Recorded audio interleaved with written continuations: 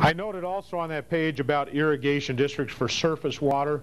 Irrigation districts are a way to distribute surface water to a large group of users. It's an economical advantage to put in a canal system or a closed conduit system, a piped system, and supply water to a number of users off of a surface stream. So you divert the water out of the stream and put it out across the area that's being irrigated. Number one, it spreads the width of the water band along the stream quite a little bit. Instead of just the properties right beside the stream having access to the water, now areas further from the stream have access to that surface water. And in the old days, when it was all flood irrigated, that was how you would extend your barriers, your water barriers out, was divert water and work it out down the high ridges and feed out to the different fields from that way. Now we can pump it straight out of the stream in a pipe and send it however many miles we want sideways. Still can be done. It's cheaper oftentimes to put it in a canal to distribute it sideways. An irrigation district then would be a whole group of property owners that form together that maintain and operate this delivery system for their convenience, compared to having to have everybody having their own little private pump station on a creek somewhere. And we see a lot of these. There's a very huge irrigation districts would be the three districts that make up the Columbia Basin project. There's 500,000 acres under canal water up there, and there's three districts that make it up. Then Yakima Valley, there's over a dozen districts in the Yakima Valley. I'd say 14 to 16, but I'm not exactly positive how many there are. But there's a number of them, and that's on the Yakima River system, all the way from clear up above at Cle Elum all the way down to Benton City. There's districts tapping. In fact, the last one is the Kennewick Irrigation District.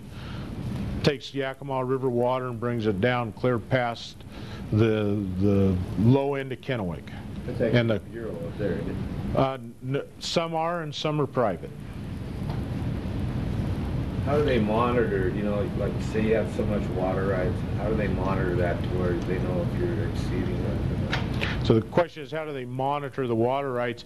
Every diversion has a weir, and so they know exactly how much water is being diverted into each of those districts at all times. So there's a regulated flow that's being measured, and it's designated by the Department of Ecology. In Washington, the Department of Ecology manages the water, and so as water becomes scarce in the summer, they start allocating those districts percentages of their right. So they might be at 100% up through June, and then 1st of July they may say you got to go to 80%. And so they have to close up the gates a little bit. And then middle of July they say, well, you got to go down to 75%, and so on. As the water use gets more scarce, or the water gets more scarce, they start reducing the amount of allocation for each given district. And each district has a priority as well as to which one has the oldest water rights.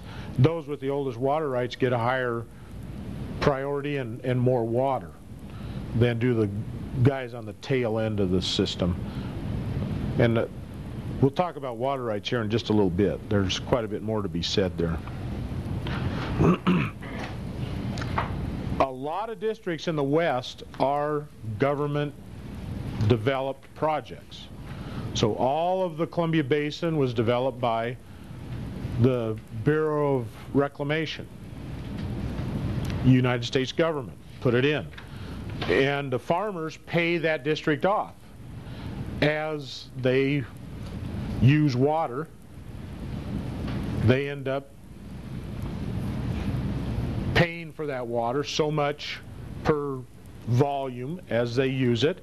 They pay a fee for it, and it helps pay the debt off to pay off the canal systems. And over time, all of those Bureau projects will be paid off by the farms. They had I believe the Columbia Basin was under a 50-year payback, and they're getting real close to that.